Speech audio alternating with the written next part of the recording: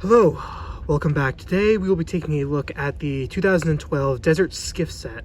The set contains 213 pieces and comes with 4 different minifigures, as well as 2 different builds. The Sarlacc pit itself, as well as the Desert Skiff.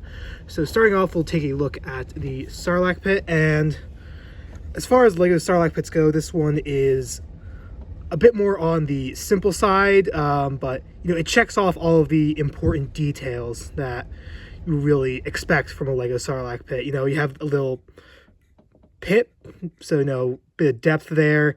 You have some rows of teeth, tentacles that can be posed at 2 different points, which is nice, and of course the opening mouth. And there is more than enough room to fit a minifigure in there, and that's always fun. My only major complaint about this is the use of gray pieces right here. It does kind of contrast against, what's supposed to be just, tans and browns and reds and generally just more of a sand color. But, it gets the job done, and I actually think, just barring these gray pieces right here, it actually looks pretty nice. I'm just going to move these figures out of the way. And then we have the Skiff itself. This is the 3rd Skiff, I believe, to ever be released. The original one coming out in 1999 or 2000. And I could be wrong about that. I'm definitely wrong about that. And the subsequent one releasing with the sail barge in 2006. And this, I like this one. I will be upfront. I do have a bias towards this set because, this is my, it was my childhood, Desert Skiff. And for that, it has a special place in my heart. But, it captures, I think it captures the silhouette of the Skiff fairly well. Like, proportionately, maybe it's a little bit off, but, you can tell what this is supposed to be. And I think that, for the most part, is important. So, starting off at the back, I really like these pieces, giving it a nice rounded off look. I quite like that. We just have a little control area back here with 2 different levers.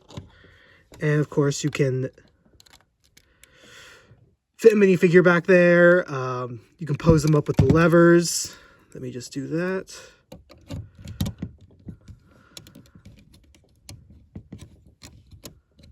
You can just, pose them up with the levers.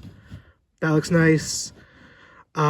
These little, it's, because there's such minimal detail on the Skiff, because it's an older set, these 2 pieces here really stand out and just giving it a little bit more detail, because I imagine them to be like ductwork or pipes or something like that. Moving along to the center, we have lots of room to fit a bunch of minifigures all along the sides, and I really like that. That's my big problem with the newest Skiff set, is that there isn't a lot of room to really pack the Skiffs with like guards and other characters and whatnot. But with this Skiff, you got plenty of room, and I appreciate that. We do have another gimmick right here. You can open up this storage area to reveal a little weapons crate in there. And yeah, like I like how these 2 blasters aren't assigned to any characters. So, if you bring in some more minifigures, you can just arm them up. I think that's really cool. Moving along to the front, no real features or gimmicks. Again, just another place where you can have figures be. And again, I appreciate that. Moving on down, we have these steering vanes, and they are slightly posable. They can rotate as well as hinge up and down slightly, so you can get a bit of variation in how they look, but I just generally leave them in this position. Moving over to this side, there is a flick fire missile. While some may see this as being out of place, I am personally okay with it, because, it's a toy, and, they're meant to be fun, so why not include a little missile? And as you can see, there's some clear support, so it can look like the Skiff is floating, and of course, we have the all-important plank. Of all of the planks, this one might be my favorite, just because it it's so much longer than any of the other ones. While true, it is inaccurate that it folds out rather than just extends out. I think this one I just like this one. That's really the best way I can put it, just because it's quite a bit longer than some of the other ones. And that just about does it for the skiffs. So with that being said, let us bring in our included minifigures. Now, as I said, there are 4 minifigures, and all of them are pretty nice. Let's see. First off, we have Jedi Luke, and I like this figure. Again, there's nostalgia bias, but I do think it is a good figure. The contrast between the gray printing and the black is quite nice. Hairpiece works well. Although the one thing that is interesting about this set is that none of these figures have double-sided faces, and I find that to be particularly strange, just because I know at this time they were doing double-sided faces, and even as a kid I thought, that's weird. Why didn't they do that for this set? And that is the one thing I will say the second release of this figure in the Rancor Pit set improved on, was giving Luke more dynamic faces. But for what it is pretty good, right? Next up, we have Lando in his Skiff Guard disguise, and this is a great figure. I like the shiny metallic printing on his chest plate, and back printing also looks pretty good as well. He does have a face into here, nice smile, and once again, no back printing, and also, unfortunately, no hairpiece to put on him, which I think that is a bit of a missed opportunity, but, it's Lego. You can always just supply your own, right?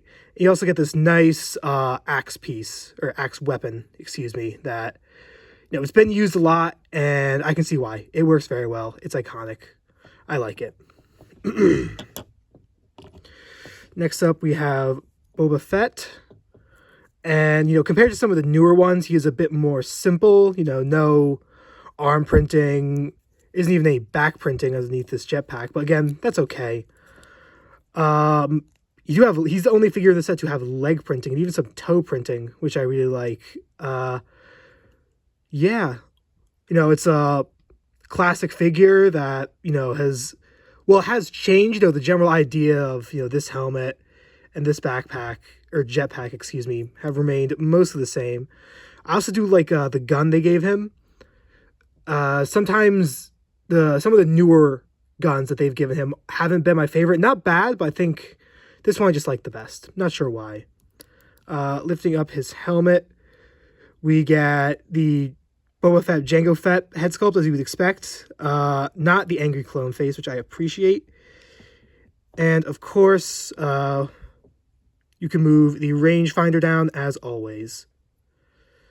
And something to note is, I don't know if you can tell, but mine unfortunately has a bit of damage in the helmet hole. And I've noticed that's just, with these older Mandalorian figures, that's just kind of a, sign of age, unfortunately. Nothing really, as far as I can tell, nothing you can really do to stop that, but, it keeps the rangefinder in there good enough, so it's not a huge deal to me.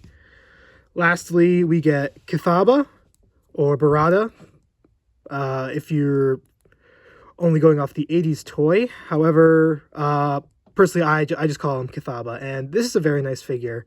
I do really like it when we get figures of these more obscure characters, as always. And I think they did a very nice job with this figure. So we have some nice printing on the back and the front. Yeah, overall, this is a very nice figure. However, I don't own it yet, but the new Kithaba figure that comes with the UCS sail barge does look better than this one. But this one, I think, still does a nice job. Now, in my display, I have this display with a few other figures, and of course, 2 figures you would most likely need if you're going to display this as a larger, with other skiffs, and the sail barge would be, of course, Han Solo and Chewie to go on the skiff, and also a few more guards. So we have this Weequay guard who came with the 2013 Playscale sail barge, and fits right at home on the Skiff. Then I have a couple other figures that might not fit as well, but I personally choose to include them anyway. We have this custom figure I threw together. This is not great. I was just working with the spare parts I have to make a custom Velkin Tazeri. And, again, I was just using the spare parts I have, and, I got the colors right, and that's what really matters to me. And then lastly, I also choose to include this other Weequay guard to differentiate him from this Weequay. This Weequay is usually called the Weequay Skiff Master. And, he does fit in well, but, this figure is from 2017, so his printing is a bit better with, the leg printing and just more detailed, even some head printing. So, if you look really closely, he might stand out, but I still think he fits in more than well enough. So, yeah, with all of that being said, that just about does it for this set. I'm looking forward to reviewing the other ones because as of right now, I can't really decide which one is my favorite. So hopefully reviewing them will give me an idea of, which ones I like, which ones I don't like. So I am looking forward to that. And as always, thank you so much. And I hope you have an awesome day. And I'll see you next time.